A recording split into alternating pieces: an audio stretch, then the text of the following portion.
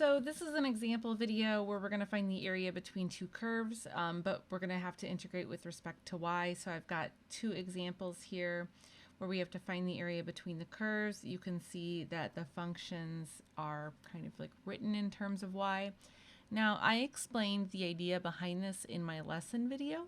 So if you're looking for a breakdown of how this works, I suggest that you check out the lesson video. But in this video, I'm just going to plow through two more examples just in case you wanted to see more from that video. So I assume you have some background knowledge on this. Okay, so let's start with the first one. So I've got x equals 2y and x equals y squared minus 3. Okay, so I've talked about that the most important thing here is you've really got to graph this. And when you have functions that look like this, where they're kind of like written in terms of y, I find that this always messes with my head.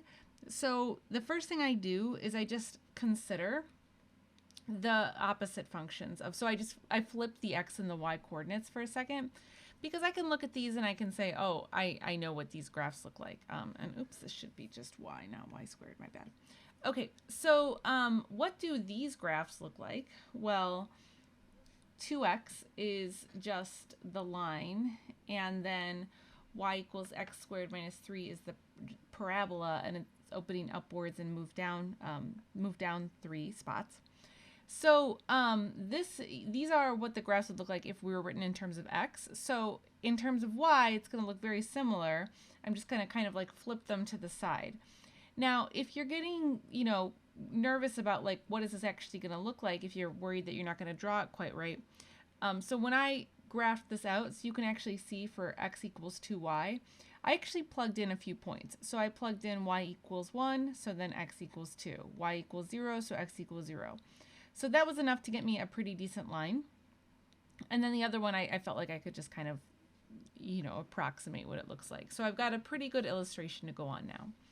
So we want the area between the two curves. So what we're looking for is this intersection here. So the next thing that we need to do is find the points of intersection. And now that I've got this in front of me, I can kind of visualize what it is that I'm going for. So since this is x equals, this is x equals, what I can do is I can just set the two functions equal to one another and solve. So in this case, since I have this y squared here, so since this is quadratic, I need to bring everything over to one side and have it equal to 0, and then I can factor and solve. So you can pause the video if you just want to read over my work of how I factored and solved, but I'm assuming that we're good on this piece. And so from here, now I've got my y coordinates. So just to help me finish the visualization, I'm going to label these 2 points. So I do that by plugging in the y coordinates back into the function. So if I plug -1, that was one of the points I found, right? -1, that gives me -2. So this is the point -2, -1. If I plug in 3, so 2 times 3 is 6. So this other point is 6, 3.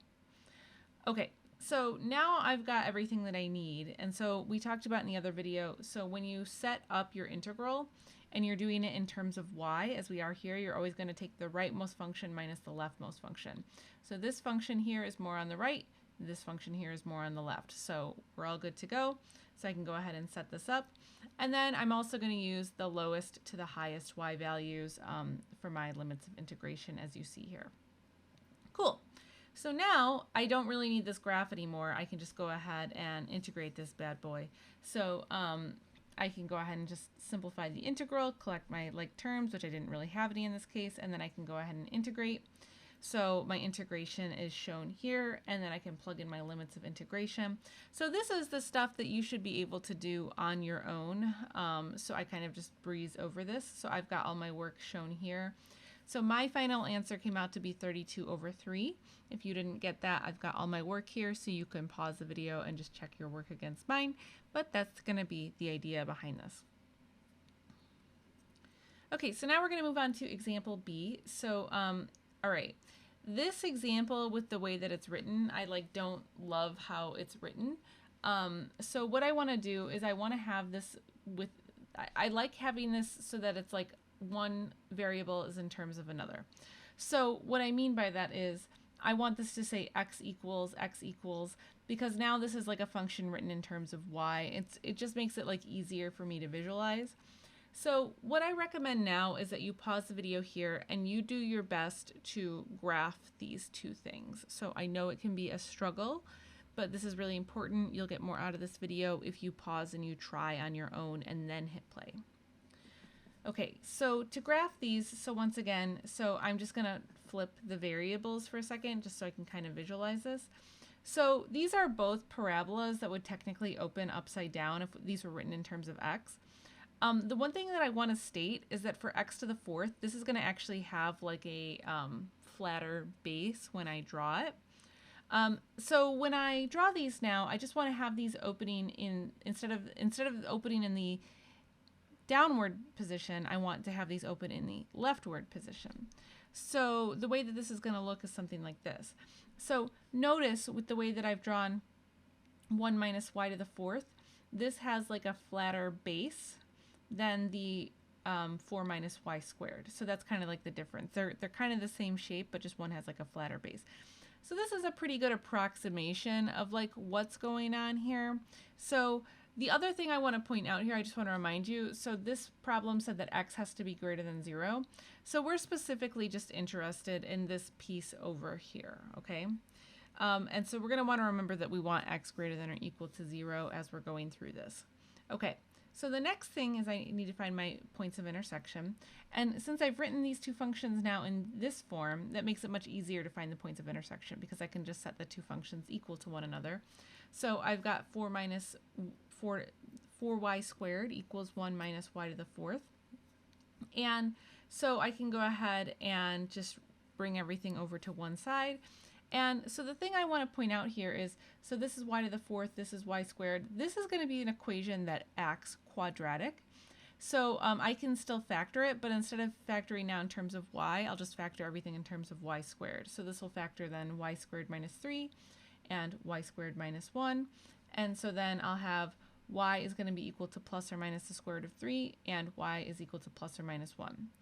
Okay, so now I have all of these y's, but the thing that I want to remind you is that, remember, I just want this side of the graph here. This is where x is greater than or equal to 0. So when I plug these values in, so if I plug in the square root of 3 like into this equation here, so think about what that's going to get me. If I plug square root of 3 into here, this is going to give me 4 minus 4 times 3, so this will become 4 minus 12. This will end up giving me a negative x. So these square root of 3's I can actually get rid of. And the plus or minus 1, if I plug that back in, that'll just get me 0, 1, and 0, negative 1.